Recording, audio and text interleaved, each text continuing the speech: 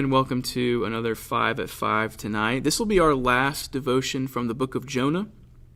Have you ever felt angry when something good happened to a person that you didn't get along with?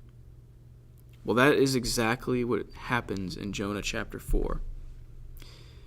The people of Nineveh, they repent from their sin, and they trust in the Lord for their salvation, and Jonah gets mad about it. He does not like that they did that.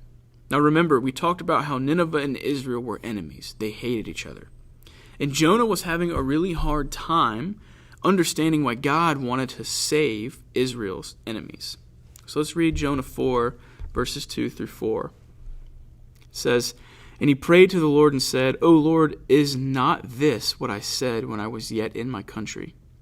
That is why I made haste to flee for Tarshish, for I knew that you are a gracious God and merciful, slow to anger and abounding in steadfast love and relenting from disaster. Therefore now, O Lord, please take my life from me, for it is better for me to die than to live. And the Lord said, Do you do well to be angry?" Again, we see that Jonah has all the right information about God. He knows and he admits that God is gracious and merciful, and God is slow to anger. And God is abounding in steadfast love, and he's relenting from disaster. Well, Jonah, he had experienced all of these things from God throughout his journey that we read about in this book of Jonah. But he still desired for these things to be kept from the Ninevites. He didn't want the Ninevites to experience the love and the grace of God, and that's extremely hypocritical of him. He still doesn't seem to understand how this knowledge he has of God should change the way that he lives. See, Jonah claims to believe all of these things about God, but his hatred for these people, it's blinding him again. He enjoyed his own experience of God's grace, but he hated the idea of God extending that same grace to his enemies. But look, even though Jonah was behaving this way, God still didn't give up on him. God still disciplined Jonah out of his great love for him. God has a great love for all of his children, and he'll continue to discipline. So Jonah, he goes out of the city and he sits down, and God appoints a plant to grow up over him and to give him some shade. And the shade made Jonah exceedingly glad. Now, this is the first time in the whole story that we see Jonah rejoicing about something, and he's rejoicing about a plant. He did not rejoice when lost souls were saved. Instead, he's rejoicing over a plant that's giving him shade.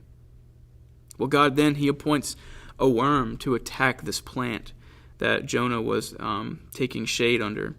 And this worm causes the plant to wither away. And this made Jonah angry. It made Jonah so angry that he begs God to take his life away from him. Well, God then continues to ask him a few questions. And these questions that God asked Jonah, it exposed his hypocrisy. See, he was troubled over a plant, but he wasn't troubled about all the people in Nineveh who didn't know God. This doesn't match up. He had all of this knowledge. He knew all of these things about God, but he wasn't troubled over people who don't know God. So God brings Jonah in, and he disciplines him, and he teaches him a lesson here. And the point is this: God disciplines you because he loves you.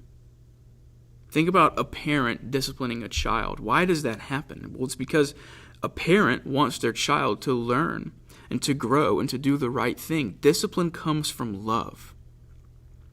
So Jonah chapter 4, it should cause us to ask ourselves a question. And that question is, what about your life needs to change to walk in greater obedience to God? Is there an area in your life that you are being disobedient in? I pray that you think about that and you pray about that and you ask the Lord to show you.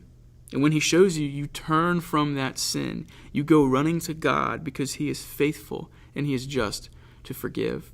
So I pray that we can learn these lessons from the book of Jonah, and we can trust that God is faithful and he's just to forgive.